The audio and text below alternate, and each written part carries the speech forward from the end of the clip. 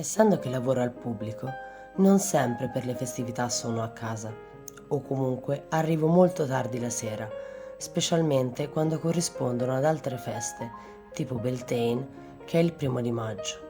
E la maggior parte delle volte, avendo il compagno che lavora in un ristorante, mi ritrovo da sola e magari molto stanca dalla giornata lavorativa.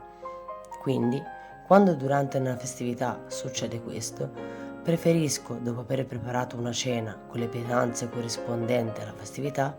per festeggiare preparare anche un bel tè, floreale nel caso di Beltane,